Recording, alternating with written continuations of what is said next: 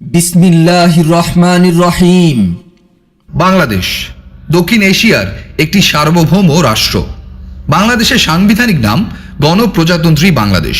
দীর্ঘ 9 মাস রক্তক্ষয়ী মুক্তিযুদ্ধের মাধ্যমে 1971 সালের 16 ডিসেম্বর বাংলাদেশ স্বাধীনতা লাভ করে।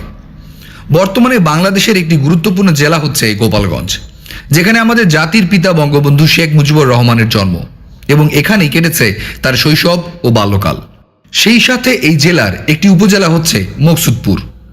309 বর্গ কিলোমিটার আয়তনের এই উপজেলায় রয়েছে একটি পৌরসভা, 16টি ইউনিয়ন, 206টি মৌজা ও 254টি গ্রাম। কৃষি প্রধান বাংলাদেশের মকসুদপুর উপজেলার জনগোষ্ঠীর প্রধান আয়ের উৎস কৃষি।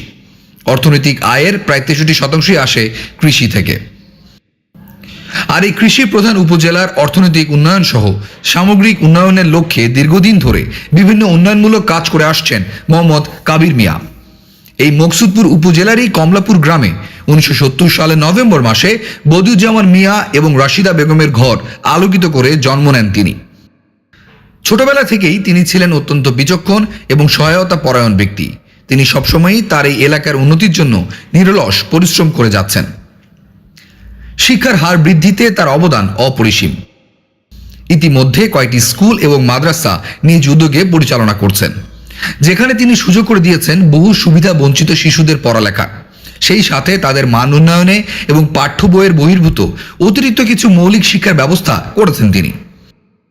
তারই ধারাবাহিকতায় গত ফেব্রুয়ারি মাসের 1 তারিখে বিজামান ফাউন্ডেশন বালিকা বিদ্যালয়ে এ ব্র্যান্ড মাহানুরের একটি ওয়ার্কশপ সম্পন্ন করেন, যার মাধ্যমে প্রতিটি শিশুই যেন ভালো ফলাফলের পাশাপাশি ভবিষ্যতে মকসুদপুর উপজেলার ভালো সম্পদ হয়ে গড়ে উঠতে পারে তারই চেষ্টা করা হয়। এর পাশাপাশি গত কয়েক বছর ধরে মাধ্যমিক ও উচ্চ মাধ্যমিক পরীক্ষার কৃতী ছাত্রছাত্রীদের সংবর্ধনা প্রদান করে আসছেন তিনি। এছাড়াও কৃষকদের অর্থনীতি উন্নয়নে তিনি অক্লান্ত পরিশ্রম করে যাচ্ছেন। বর্তমান প্রযুক্তি কাজে লাগিয়ে কিভাবে কৃষি খাতের উন্নয়ন করা যায় এই বিষয়ে ভবিষ্যতে আরও কাজ করবেন।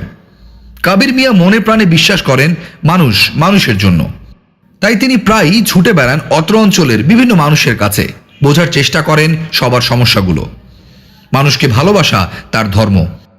আর এই ভালোবাসা টানে মাননীয় প্রধানমন্ত্রী শেখ হাসিনার ডিজিটাল বাংলাদেশের স্বপ্ন পূরণের অঙ্গীকার নিয়ে আসন্ন 24 মার্চ 2019 উপজেলা নির্বাচনে আনারস প্রতীকে চেয়ারম্যান পদপ্রার্থী আমাদের সবার পছন্দের মোহাম্মদ কাবির মিয়া।